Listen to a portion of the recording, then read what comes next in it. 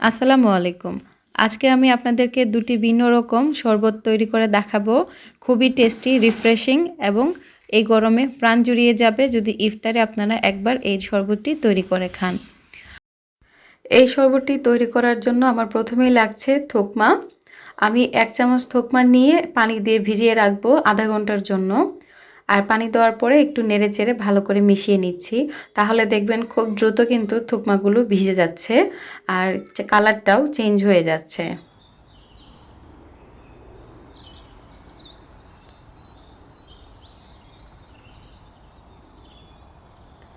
আর এই ড্রিঙ্কসটা তৈরি করার জন্য আমাদের লাগছে লাইম।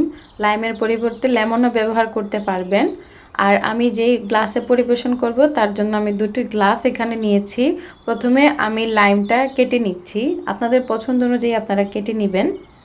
তারপরে আমি একটা লাইম থেকে রস বের করে নিচ্ছি।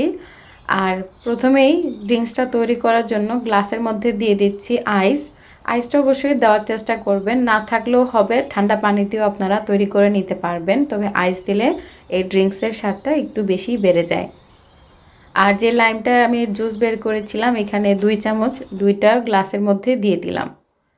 তারপরে যে থোকমাটা আমরা ভিজিয়ে রেখেছিলাম সেই থোকমা এখান থেকে 2 গ্লাসে 1 চামচ করে আমি থোকমা দিয়ে দিলাম। আপনারা চাইলে এখানে চিয়া সিডটাও ব্যবহার করতে পারেন। আর যেহেতু আজকে আমি রুহ আফজা দিয়ে তৈরি করব শরবতটি, তো সেজন্য আমি এখানে রুহ আফজা নিয়েছি। আর এই রুহ আফজাটি আমার ঘরের তৈরি রুহ আফজা, এটার রেসিপি আমি অলরেডি শেয়ার করেছি। আপনারা যদি না দেখে থাকেন তাহলে আমার রেসিপি দেখে বাসায় খুব সহজেই রুহ আফজা তৈরি করে নিতে পারবেন। এখন আমি 2টি গ্লাসের রুহ আফজা দিয়ে দিয়েছি 1 টেবিল চামচ করে। আপনারা চাইলে পরিমাণটা কমও দিতে পারেন বা আরেকটু বেশিও দিতে পারেন। তারপরে এই শরবতটি তৈরি করার জন্য আমার লাগছে পুদিনা পাতা। আমি এখানে 7-8টি পুদিনা পাতা নিয়েছি 2 গ্লাসে দেওয়ার জন্য। আপনারা চাইলে আরেকটু কমও দিতে পারেন, বেশিও দিতে পারেন, আপনাদের পছন্দ অনুযায়ী দিবেন। আর পুদিনা পাতাটা অবশ্যই দেওয়ার চেষ্টা করবেন, কারণ এই পুদিনা পাতার কারণে কিন্তু রিফ্রেশমেন্টটা ফিল হয়। সব কিছু দিয়ে একটা কাঠি দিয়ে খুব ভালো করে নেড়েচেড়ে মিশিয়ে নিচ্ছি।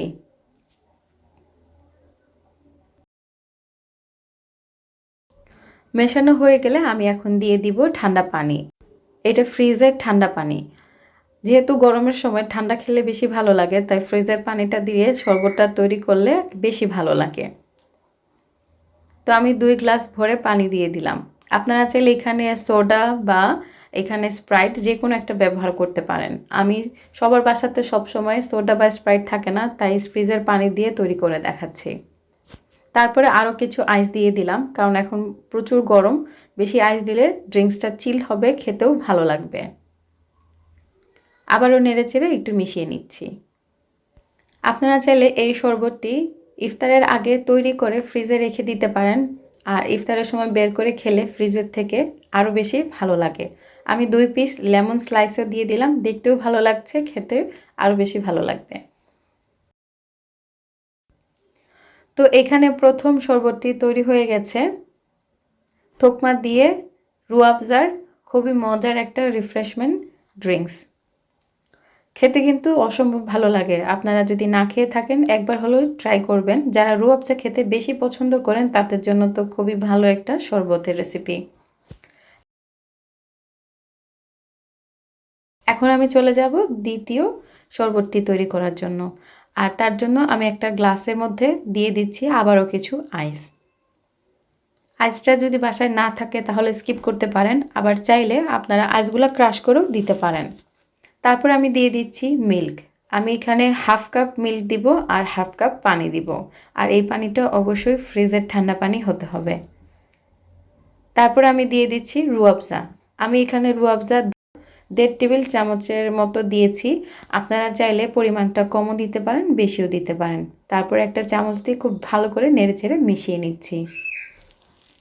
আপনারা চাইলে সম্পূর্ণ দুধ দিয়েও তৈরি করে নিতে পারেন বা পানি দুধ দুইটাই মিক্স করে নিতে পারেন। আমি লিকুইড দুধটা ব্যবহার করেছি, আপনারা চাইলে পাউডার দুধটা পানির সাথে মিশিয়ে নিয়েও কিন্তু এই শরবতটি তৈরি করে নিতে পারেন। পানির পরিবর্তে এখানে সোডা বা 7 আপ বা স্প্রাইট ব্যবহার করতে পারেন।